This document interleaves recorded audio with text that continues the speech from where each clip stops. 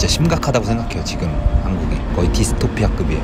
왜냐면 모든 지표가 보여주고 있어요. 출산율 꼴찌, 자살률 1위. 인생에서 뭐가 제일 중요하냐, 이걸 전 세계 사람들한테 다 설문을 돌렸는데, 다른 나라 사람, 선진국은 특히 1위 뭐 패밀리, 그리고 뭐 소사이어티, 릴레이션십 뭐 이런 거예요. 한국은 근데 무조건 돈, 아니면 자신의 물질적 풍요 뭐 이런 거예요. 이게 이상해요. 지금 뭔가 잘못됐어요. 본질적인 건 다 뒤로 하고 돈에 미쳐 있어요. 한마디로 쉽게 말하면 돈에 미쳐 있어요. 돈에, 물질에 미쳐 있어요. 제대로 마탱이 갔어요. 그러니까 그걸 바로 잡아야 돼요. 어떤 식으로든. 제일 큰 문제는 사람을 사람으로 안 봐요. 머리가 일단 좋아서 자꾸 숫자로 분류하려고요. 모든 개체들을. 좁게 사는 나라라서 더 그런 것 같아요. 모든 걸 통제해야 되거든요. 이 나라는. 그게 이미 한국에서는 사람이 아닌 지가 오래됐어요. 숫자가 된 지가 오래됐어요. 그거 바로 잡아야 된다고 생각합니다. 뭐 각자가 할 수 있는 방식으로.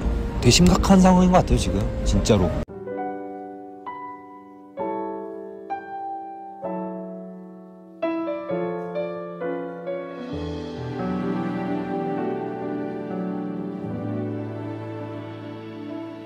하늘을 볼 겨를도 없이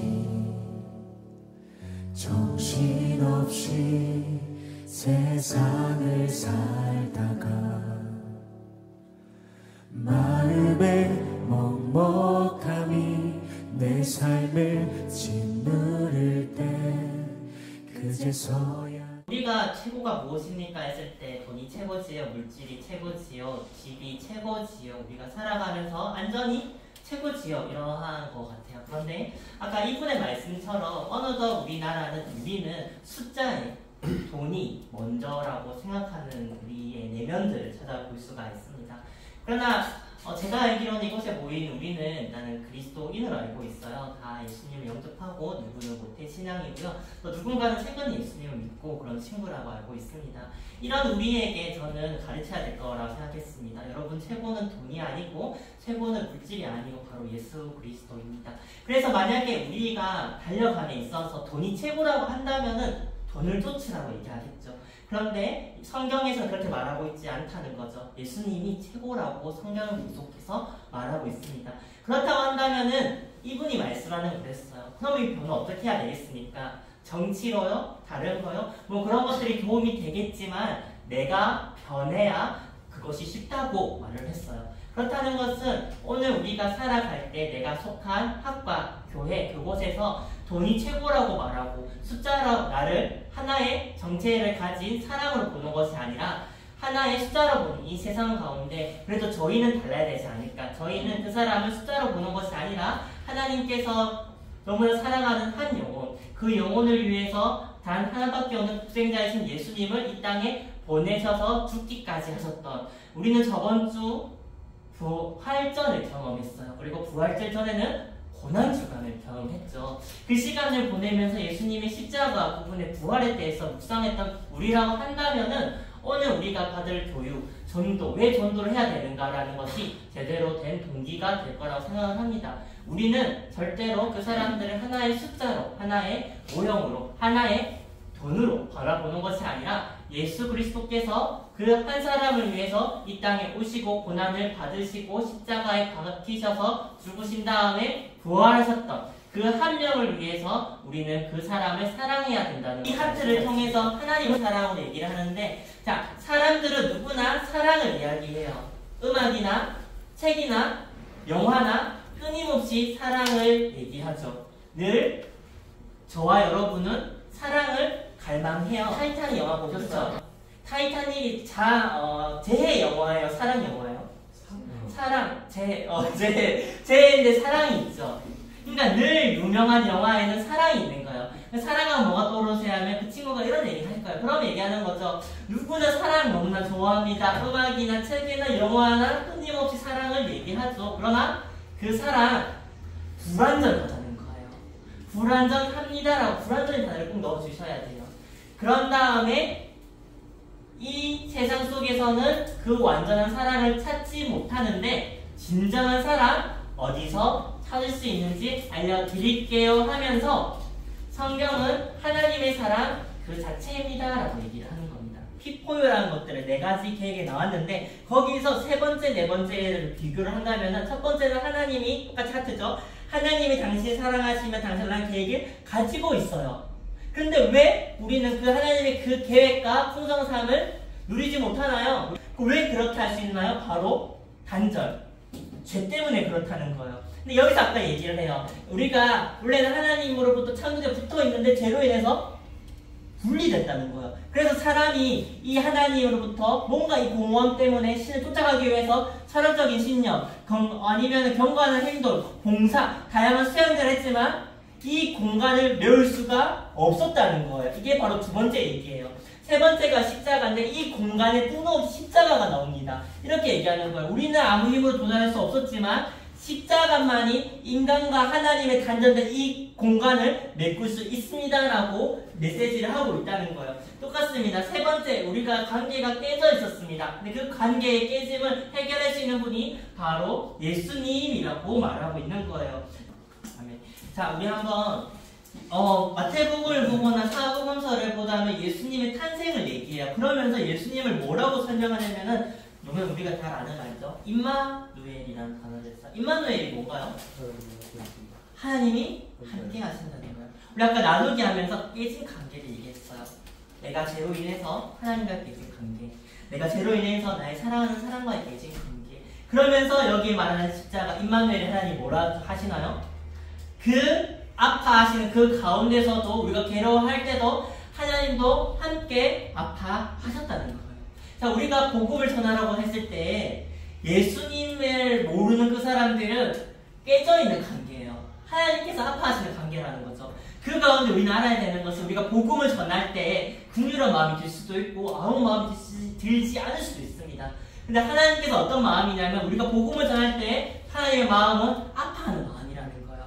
이 깨진 관계가 회복되기를 바라는데 그거를 여러분들을 통해서 복음을 전한다는 거예요. 근데 하나님께서는 기뻐하시지만 한편으로는 우리에게 이 책임이 있고 의무가 있는 이 전도를 통하여서 바라시는 마음은 내가 이 사람의 관계가 깨져서 너무 아픈데 너희가 복음을 전함으로써 그 깨짐을 회복하기를 바라신다고 말하는 거예요. 그 사람은 십자가의 죽으심을 알지 못하기 때문에 여전히 죄의 건재에 눌러져 있는데 우리가 이 나누어져 있는 것에 있어서 끝내버리면 이 사람은 십자가를 알 수가 없죠. 다음 단계인 십자가 심볼을 가르쳐주면서 알려주면서 그 죄의 단절, 그로부터 자유할 수 있는 예수님을 소개시켜 주시기를 원한다는 것입니다.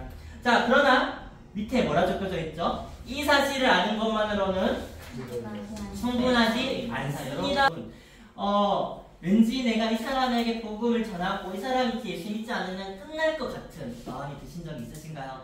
그러나 여러분, 전도는 끝맺음이 아니라 이 사람이 이제 예수님을 알아가는 초대장, 하나의 여정인 거예요. 자, 우리가 이 사람을 도움을 줬을 때 안 믿을 수가 있어요. 그러면은 또 다른 누군가에게 이어진다는 거죠. 그것을 기억해야 될 필요가 있습니다. 그러므로 이 물음표는 심볼은 영적인 여정으로서의 초대, 상대방이 영접을 하느냐 마느냐로 결론 짓지 말아야 됩니다. 예수님께서 항상 나를 따르라 하실 때 때로는 같이 시간을 보내면서 초청하실 때도 있었었다는 겁니다. 우리의 목표가 어떻게든 영적 기도문으로 넘어가는 것이 아님을 기억해야 합니다. 전도 대상자의 영적인 여정에 맞는 반응을 할 수 있도록 성령님께 민감해질 필요가 있습니다. 자, 하나님께서 이미 우리에게 행하신 일 외에도 누가 더 하실 거라는 믿음을 가져야 된다는 것이지요. 자, 저는 여러분들에게 어떻게 가르치냐면요. 내가 친구가 내가 지금 지우개가 없는데 지우개 좀 빌려줄 수 있어 했을 때 친절하게 지우개를 주는 것만으로도 복음이라고 봅니다. 어떻게 그럴 수가 있나요? 예수님을 전하지 않는데 지우개에 복음이라도 이렇게 새겨야 되나요? 그렇지 않아요. 여러분이 만약에 예수 믿는 거라는 걸 알고 있다고 한다면 그냥 나에게 친절하게 대해준 이 사람이 하나의 그 복음의 여정의 하나라는 거예요. 그러면 그런 사람이 한 명 쌓이다가 정말로 가까운 사람이 너 한번 교회 가보지 않을래 했을 때 그래, 내가 경험했던 그리스도인들은 다 친절했었어, 정말 친절하게 지우개 주더라, 이렇게 하면서 가는 거예요. 그렇기 때문에 우리가 먹든지 마시든지 무슨 일 하든지 주님의 영광을 해라는 이유가 거기 있는 것입니다. 자, 그러면은 이 책을 읽고 어떤 생각이 드나요 했을 때 예수님에 대해서 듣고 싶나 했을 때 자, 다음 페이지 자, 과연 여러분 생각을 해봅시다. 당신은 바로 이 기도문으로 예수님 받아줄 수 있다고 되어 있어요. 자, 우리가 경남대가 이번 3월달 열심히 전도를 했어요. 신자님들이랑. 자, 그럼 물음표. 자, 여러분 생각에 예수 안 믿는 사람이 자, 이렇게 읽어줬어. 그런 다음에 이 아이가 어떤 생각이 드니? 예수님 더 알고 싶어? 너 같이 연극 기도 해볼래? 했을 때 자, 예수 안 믿는 사람의 의견이 어떨까요? 네. 아니면 거부할까요? 네 할까요? 네. 네. 그분들께 한번 가까운 교회 가세요. 이렇게 얘기를 했었어요.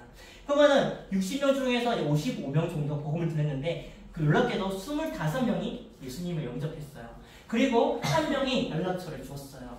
자, 이런 식으로 무슨 말 하고 싶냐면은 전도를 강해 제가 무슨 말 하고 싶냐면은 내가 이렇게 복음을 전할 때 사람들은 미지근할 거야. 관심이 없을 거야. 라고 생각을 한다는 거예요. 근데 정작 가봤을 때 은근 많은 사람들이 반응을 해준다는 겁니다.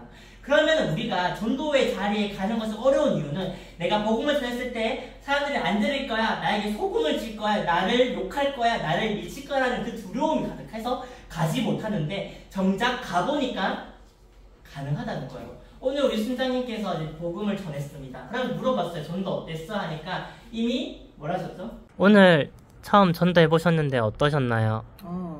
근데 생각보다 할만하더라고요. 네, 진짜 나 준비돼 있었구나. 아직 안 했을 뿐이지.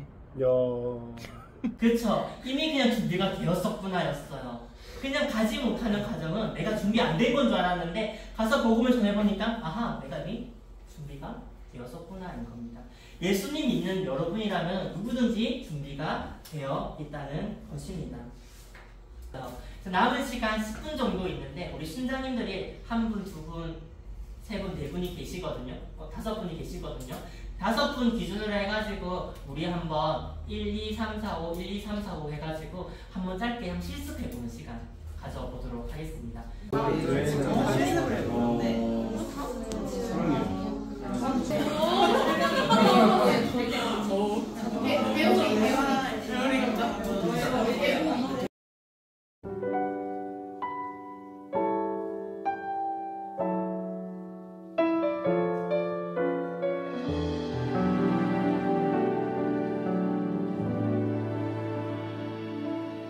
하늘을 볼 겨를도 없이